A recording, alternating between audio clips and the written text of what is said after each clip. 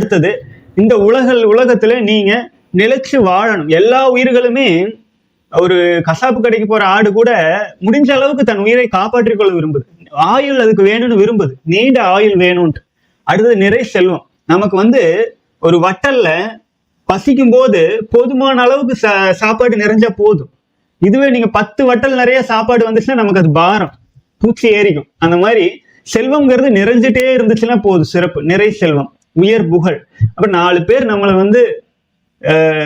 மதிக்கலைனாலும் திட்டாம, இல்ல ஒரு மரியாதையோடு, ஒரு ரெஸ்பெக்டோடு நடத்தணும் இல்லைங்களா? ஒரு புகழோடு, உயர் புகழ், மெய் ஞானம். அப்புறம் நம்ம இந்த பயிற்சிகள் எல்லாம் நம்ம செஞ்சுட்டு வரோம்.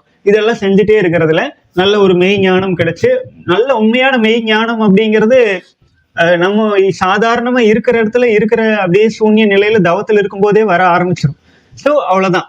இந்த எசென்டியல் 5 இதை விட்டுறக்கூடாது. இதை பிடிச்சிட்டு இதுல இருந்து நீங்க என்ன எக்ஸஸா தேவை உங்க வாழ்க்கையில, இதுல இருந்து என்ன எக்ஸஸா தேவை அப்படின்னு யோசிச்சுட்டு, அப்போ நான் பிரம்மச்சரியத்தில் நிலைச்சு, அது உங்களுக்கு ஒரு ஸ்ட்ரகிள் இருந்தா பிரம்மச்சரியத்தில் நிலைத்து, அதுல இல்லைன்னா உடல் பயிற்சிகள் செய்யாம இருக்கீங்க, விந்துஜயம் பயிற்சிகள் செய்யாம இருக்கீங்க அப்படின்னா பிரம்மச்சரிய பயிற்சிகளில் உறுதியாக நிலைத்து செய்து, தினமும் தவம் செய்து, இது மாதிரி நீங்க இந்த 5 எசென்டியல் எலிமெண்ட்ஸ் கூட உங்களுக்கு தேவையான விஷயங்களை ஆட் பண்ணிக்குவோங்க.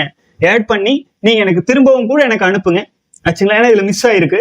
ஸோ இதுல திரும்பவும் அனுப்புங்க, ஒரு ஃபார்மேட்டட் பண்ணி அனுப்புங்க. அதுல இருந்து நம்ம உங்களுக்கு இன்னும் கொஞ்சம் ஆர்கனைஸ் பண்ணி நீங்க தொடர்ந்து சொல்ற மாதிரி பண்ணிக்கலாம். ஏன்னா நம்ம ஒண்ணு விஷயத்த கேட்கறதுக்குன்னு போயிடுறோம் ஆச்சுங்களா? அப்ப மற்ற விஷயங்களை விட்டுறக்கூடாது ஆச்சுங்களா?